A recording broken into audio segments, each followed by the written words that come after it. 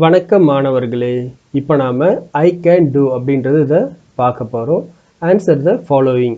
இங்கே பார்த்தீங்கன்னா தெரியுது இல்லைங்களா, நம்ம தமிழில் பறக்கும் தட்டுன்னு சொல்லுவோம், இங்கிலீஷில் UFO unidentified flying object.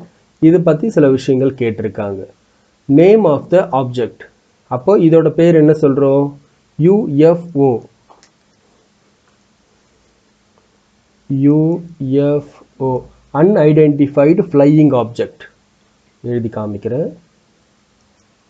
அன்ஐடிஇஎன்டிஐஎஃப்ஐஇடி unidentified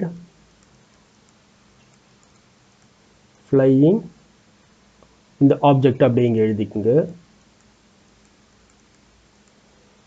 unidentified flying object இதுதான் யூஎஃப்ஓ அப்படின்னு சொல்லுவாங்க. ஏன்னா பறக்கிறது ஆனால் என்னன்றது தெரியல அப்படின்றது வரும் இல்லைங்களா, அதனால தான் அதை யூஎஃப்ஓ அப்படின்னு சொல்கிறாங்க.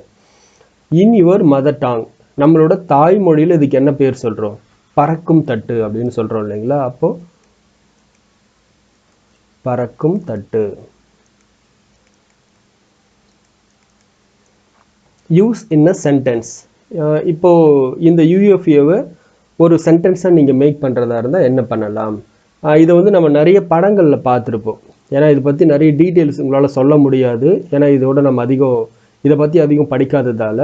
ஆனால் நீங்கள் படங்களில் பார்த்துருக்கலாம், ஏலியன்ஸ் வரும்போது என்ன ஆகும், அந்த பறக்கும் தட்டு வர மாதிரிலாம். அப்போ யூஸ் இன் சென்டென்ஸ்னால் நீங்கள் அதை பற்றி எழுதிக்கலாம். UFO has been featured in many movies. நிறைய மூவிஸில் அதை காமிச்சிருக்காங்க. UFOs have been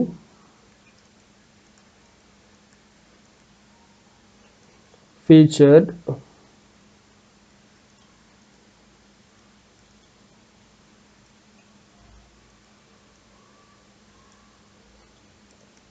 in many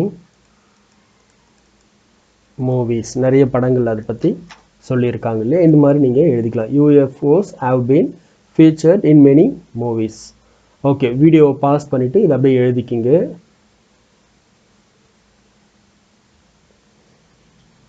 அடுத்தது right the compound words from the picture. இந்த பிக்சரை பார்த்து காம்பவுண்ட் வேர்டை நீங்கள் எழுதணும். இது சாவி, கீன்னு தெரியும். இது ஒரு போர்டு மாதிரி இருக்கு, அப்போ சேர்த்தோம்னா கீபோர்டு.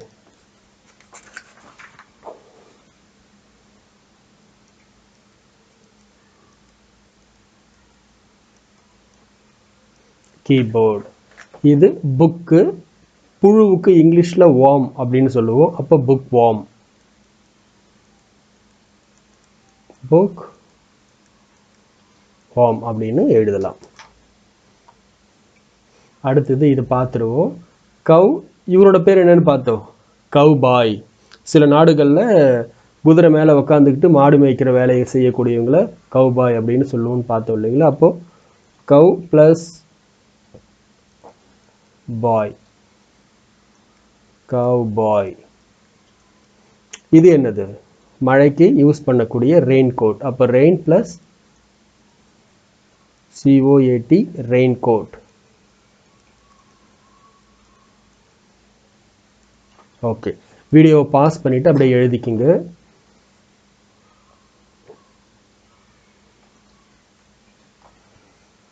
அடுத்ததா fill in the blanks with the collective noun. அப்போ கலெக்டிவ் நவுன் மேலே 3 கொடுத்துருக்காங்க, இங்கே பிக்சர் கொடுத்துருக்காங்க, எது வரும் அப்படின்றத நீங்கள் சொல்லணும். மீன் கூட்டமாக இருந்தால் நம்ம என்ன சொல்லணும்? ஷோல். அப்போ a shoal of fish, SHOAL, shoal. அப்புறம் பறவைகள் கூட்டமாக இருந்தால் flock, a flock of birds. தேனீக்கள் கூட்டமாக இருந்தால் ஸ்வாம்.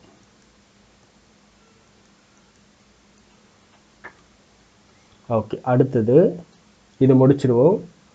Circle the abstract noun. Abstract நவுன்னா என்னென்னு ஏற்கனவே பார்த்துருக்கோம் இல்லைங்களா, அது வந்து உணரக்கூடியது, பார்க்க முடியாது, ஆனால் நம்மளால் உணர முடியும், அனுபவிக்க முடியும் அப்படின்றது அர்த்தம்.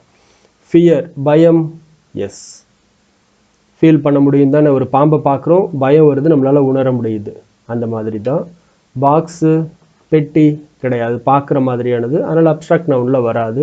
பியூட்டி, அழகும்.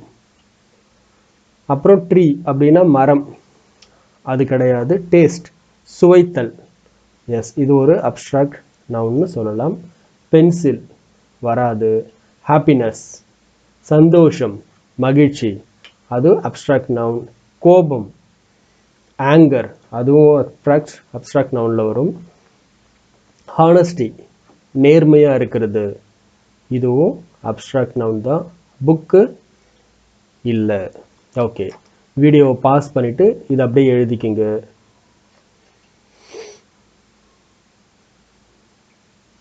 சரி மாணவர்களே, அடுத்த வகுப்பில் சந்திக்கலாம். நன்றி, வணக்கம்.